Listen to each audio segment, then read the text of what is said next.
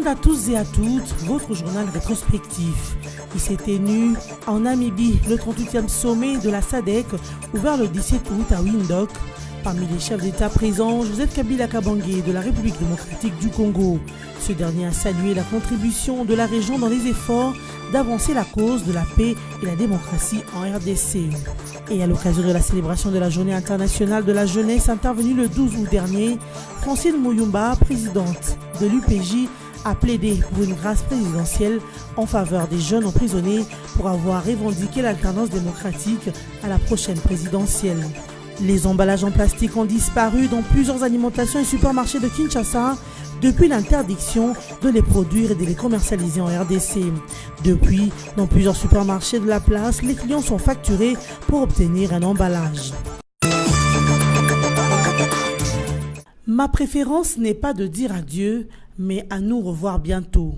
C'est en ces termes que s'est exprimé le président de la République démocratique du Congo, Joseph Kabila Kabange, à l'ouverture du 38e sommet de la SADC à Windhoek en Namibie ce vendredi 17 août 2018.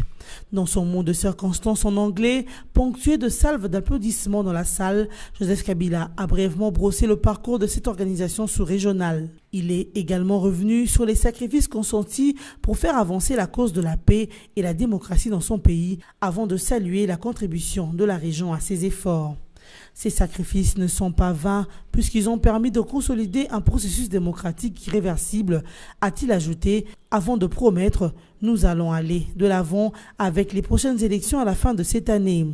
Joseph Kabila a assuré ses pairs qu'en dehors de la démocratie et des élections, la stabilité économique et sécuritaire en RDC demeure ses préoccupations. Voilant à peine son émotion, Joseph Kabila a remercié ses collègues chefs d'État qui l'ont aidé à rendre sa vie un peu plus facile. À l'organisation régionale qu'il considère comme sa famille, il a recommandé d'être forte et de ne jamais oublier le passé de la région. Et aux autres anciens chefs d'État qui se trouvaient dans la salle, Joseph Kabila Kabange les a également remerciés de lui avoir fait profiter de leurs expériences pendant ses 17 ans de pouvoir. Le président Kabila, salué par ses pairs africains pour avoir respecté la constitution de la RDC. C'est à l'issue du sommet régional des chefs d'État et des gouvernements qui s'est tenu ce mardi 14 août à Luanda que les participants ont tous salué la décision de Joseph Kabila relative à la désignation du dauphin pour l'élection présidentielle du 23 décembre prochain. Les chefs d'État se sont félicités par ailleurs de voir le président Joseph Kabila honorer son engagement à respecter scrupuleusement la Constitution au terme de son second mandat. C'est une démonstration claire de sa détermination de placer les intérêts du peuple de la République démocratique du Congo au-dessus de toute autre considération, ont-ils déclaré. Ils ont, dans la foulée, réaffirmé leur volonté d'accompagner le peuple congolais en ce moment important dans la consolidation du processus démocratique. Les chefs d'État présents à cette cérémonie ont également envisagé une action régionale contre les forces négatives en RDC. Les chefs d'État ont noté avec préoccupation la présence continue des forces négatives des ADF et du FDLR à l'est de la RDC, où ils continuent de faire des victimes civiles et déstabiliser les pays voisins.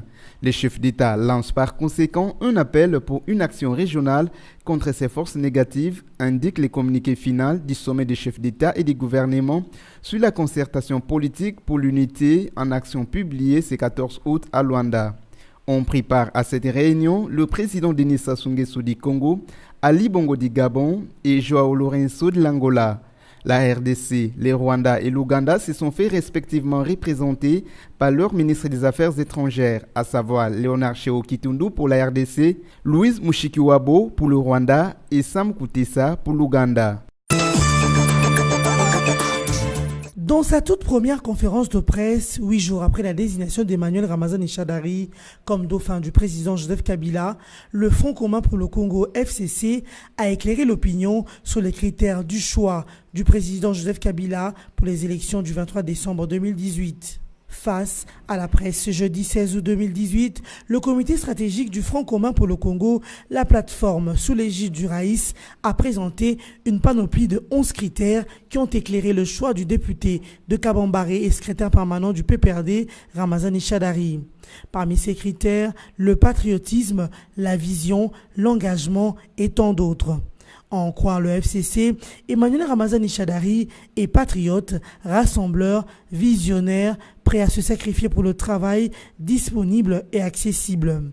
Et d'ajouter, il est un leader sans tribalisme, engagé sans faille pour le Congo, il remplit les conditions de l'éligibilité et est expérimenté dans la gestion de la chose publique. Au dire de Néhémie Mouilanya Wilonja, directeur du cabinet du chef de l'État congolais et l'un des membres du FCC, le processus de désignation d'Emmanuel Ramazani Shadari a été laborieux. Dans une conférence de presse organisée mardi 14 août à Kinshasa, la majorité présidentielle par les biais de son porte-parole, Alain Atundu Liongo, s'est dit fier de Joseph Kabila Kabange, président de la RDC et autorité morale de la mouvance au pouvoir. La famille politique du chef de l'État est satisfaite également des messages de félicitations émanant de plusieurs horizons adressés au président congolais à la suite de son retrait du pouvoir et de la désignation d'Emmanuel Ramazani Shadari comme candidat du FCC à l'élection présidentielle de la fin de l'année en cours, soit le 23 décembre 2018. Pour l'ambassadeur André Atundu, le Raïs a tenu parole avec panache et honneur s'agissant de son engagement à relancer le processus électoral, voire en ce qui concerne le nombre de mandats. S'agissant du CLC, le porte-parole de la majorité présidentielle a indiqué que le silence de certaines associations d'inspiration religieuse qui avaient fait de la négation de l'engagement de Kabila devant le Congrès leur cheval de bataille est un acte religieux de fou, ne peut que surprendre sans étonner outre mesure. Pour ce qui est du cas Katumbi, le porte-parole de la MP a expliqué qu'il est normal que les autorités nationales ne cautionnent pas la rocambolesque volonté d'une personne décidée à défier les autorités nationales compétentes. Moïse Katumbi a une identité confuse du fait d'avoir renoncé à la nationalité italienne sans démarche de recouvrement de la nationalité congolaise. Le président de la Commission électorale nationale indépendante CENI a affirmé le mardi 14 août que son institution a reçu un appui logistique de la part du gouvernement congolais pour le déploiement de l'arsenal de vote. On croit Corneille Nangaa, des hélicoptères, des avions, des camions et engins servant au déploiement des kits électoraux dans des milieux d'accès difficiles sont déjà mis à la disposition de la centrale électorale. Avec ces matériels appartenant aux forces armées de la République, la CENI dit ne pas avoir besoin d'un appui logistique de la MONUSCO. Pour rappel, le gouvernement a réaffirmé plusieurs fois que le processus électoral en cours est une question de souveraineté nationale et qu'à ce titre, son financement devait sortir du trésor public. Lors de son point de presse en janvier dernier, le président de la République avait rappelé que la MONUSCO n'avait pas honoré ses engagements logistiques lors des élections générales de 2011. Elle s'était retirée au moment critique pour empêcher les élections n'aient lieu comme prévu. Grâce à la logistique de l'armée, les élections avaient eu lieu in extremis. Il s'y est signalé que, dans une déclaration des Conseils de sécurité de l'ONU du 13 août 2018, la communauté internationale a demandé à la CENI de faire part à la MONUSCO de ses besoins logistiques pour un appui. Réaction du berger à la bergère, la RDC organisera seule ses élections sans la MONUSCO. Le processus électoral congolais est entré dans sa phase décisive. Plusieurs étapes importantes ont déjà été franchies, allant de la révision du fichier électoral au dépôt des candidatures pour la présidentielle et la députation nationale qui s'est clôturée mercredi 8 août dernier. Alors que le train des élections est déjà en marche, les politiques congolais sont encore divisés autour de la modalité de vote proposée par la CENI, qui est la machine à voter. L'opposition dit ne pas participer au scrutin de décembre 2018 si la CENI continue de s'accrocher à sa machine. Elle propose les retours à l'ancien système de vote utilisé en 2006 et 2011. Sinon, elle promet de boycotter le scrutin du 23 décembre. Cas de l'ensemble de Moïse Katumbi, la plateforme demande l'implication du président de la République, Joseph Kabila, pour le retour de son leader Moïse Katumbi. Mais du côté de la CENI et de l'AMP, la machine à voter n'est qu'un prétexte de l'opposition pour cacher sa non-participation au processus électoral en cours. Est-il possible d'aller au vote avec un camp unique dans un pays qui se veut démocratique? La CENI est la seule habilitée à résoudre ces problèmes. Le candidat président de la République, Félix Tshisekedi, a étalé son plan d'action pour changer le Congo. Espérant être élu à la présidentielle du 23 décembre prochain, le président de l'UDPS limité aura besoin de 10 ans pour réaliser son projet dont le budget s'élève à 86,71 milliards de dollars américains.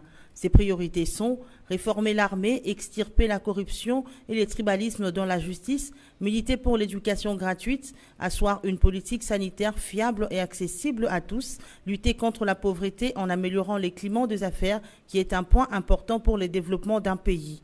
Pour atteindre ces objectifs, les candidats de l'UDPS jugent impérieux d'instaurer l'état de droit et de donner à son pays une administration responsable et une justice fiable, c'est-à-dire libre et indépendante. Le descendant d'Étienne Tshisekedi compte sur sa stratégie pour développer la RDC. Booster l'économie du pays est l'un de ses piliers. Devant plusieurs acteurs politiques et autorités congolaises et étrangères, le rival d'Emmanuel Ramazani Shadari, au scrutin de décembre, s'est dit être la personne indiquée pour briguer la magistrature suprême de la RDC. Au cours d'un point de presse tenu le jeudi 16 août 2018 à Kinshasa par le Front commun pour le Congo, le ministre de la Justice Alexis Thombo Mwamba a annoncé que le procureur général près la Cour de cassation a lancé un mandat d'arrêt international contre Moïse Katumbi. Selon le ministre de la Justice, certains pays africains et européens se sont déjà saisis de cette affaire. Il s'agit notamment de la poursuite de 3 infractions majeures dont l'ex-gouverneur du Katanga est accusé, à savoir l'affaire enrôlement du mercenaire, l'usurpation de la nationalité congolaise et la spoliation de maisons. Le secrétaire général de la plateforme Ensemble de Lycée Sanga estime que le mandat d'arrêt international est un théâtre de mauvais goût. Et le gouvernement congolais ne peut pas demander aux pays étrangers d'arrêter Moïse Katumbi. On note aussi que le gouvernement a instruit la justice de poursuivre le candidat ayant une nationalité étrangère, mais qui ont déposé leur candidature à la présidentielle ou aux législatives nationales et provinciales. Le collège de fondateurs de l'Union pour la démocratie et les progrès sociaux, UDPS, a déposé une plainte contre le ministère de l'Intérieur au Conseil d'État. Cette structure accuse le ministère de s'aimer la confusion en enregistrant dans son arrêté plusieurs ailes de l'UDPS en violation de la loi sur la formation de ce parti politique. Lusanga Nguele, un des fondateurs de l'UDPS, a affirmé que le ministère de l'Intérieur a reconnu plusieurs UDPS au même logo et insigne, ce qui engendre la confusion au sein de cette formation politique. Le fondateur de l'UDPS attire cependant l'attention de la CENI et des combattants du parti que suite à la division de l'UDPS intentionnellement favorisée par le ministère de l'Intérieur avait introduit depuis le 30 juillet 2017 une requête à la Cour suprême de justice. Par ailleurs, les co- et fondateurs de l'UDPS ont rappelé à la CENI et au ministère de l'Intérieur que le dossier de ce parti est en cours au niveau de la justice. Ainsi, tous les cas concernant ce parti que réclament ses initiateurs ne doivent pas être traités avant les verdicts qui sera rendu par le Conseil d'État d'ici peu. En réaction, le ministère de l'Intérieur dit avoir agi selon l'esprit et les recommandations de l'accord de la Saint-Sylvestre qui consacre l'exclusion de certains partis et acteurs politiques au processus électoral. La preuve en est que nulle part on a eu de réclamation au niveau de la CENI et même des structures concernées par la même dénomination.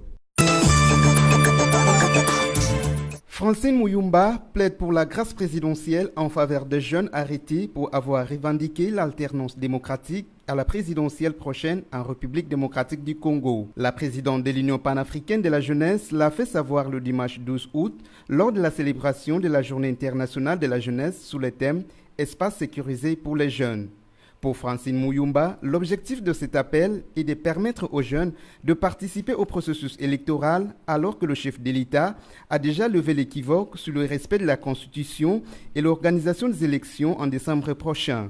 La patronne de la jeunesse africaine, qui a invité les jeunes à plus de responsabilités, a appelé les dirigeants africains, dont ceux de la RDC, à s'investir davantage dans la jeunesse. Elle les a invités également à encourager les jeunes à continuer la lutte politique ou économique. Pour Francine Muyumba, la RDC doit investir pour et dans la jeunesse, conformément à la charte de l'Union africaine sur la jeunesse. En cette période électorale au pays de Joseph Kabila, Francine Muyumba invite donc les jeunes à s'approprier les processus électoraux en cours et à voter les candidats qui portent un programme en faveur de la jeunesse. Ebola dans la partie est de la République démocratique du Congo, après les Nord Kivu, la province de l'Ituri enregistre son premier cas de la fièvre hémorragique à virus Ebola et les tout premiers décès confirmés par le ministère de la Santé. Ce cas a été enregistré dans la zone de santé de Mandima, dans le territoire de Mambasa, selon le directeur général de la riposte contre Ebola, Dr Baté Munzoloko. Il y a un cas d'une jeune fille qui est morte de la maladie à virus Ebola dans l'aire de santé de Katanga, zone de santé de Mambasa. Il faut aussi reconnaître que la victime est partie du Nord Kivu et pour rendre visite à un membre de sa famille et malheureusement, c'est au niveau de sa famille qu'il a été souffert d'une forte fièvre pendant 4 à 5 jours, en plus d'autres symptômes de virus à Ebola. Et lorsqu'on a décidé de prendre les cas et de l'amener au centre de traitement d'Ebola à Mangina, et ça s'est avéré comme un cas positif, a déclaré Abdallah Penembaka, gouverneur de l'Ituri. Par ailleurs, un nouveau cas de décès a été signalé ce lundi à l'hôpital général des références de Beni au Nord Kivu, a annoncé Nyoni Bwanakawa, maire de la ville, au cours de la parade tenue ce lundi à la mairie de Beni. Les emballages sachets disparaissent dans plusieurs supermarchés à Kinshasa. Interdits de production et de commercialisation en RDC par les gouvernements congolais, les emballages en plastique ont disparu dans plusieurs alimentations et supermarchés de Kinshasa. Une fois au guichet de paye et de livraison des marchandises, les clients doivent désormais prendre en charge l'emballage de ces marchandises, a-t-on constaté au supermarché ShopRite, situé dans le complexe commercial GB, au quartier Basoko, dans la commune d'Engalema, à Kinshasa. Signalons cependant que nos reporters ont été interdits de prendre les images à ces supermarchés.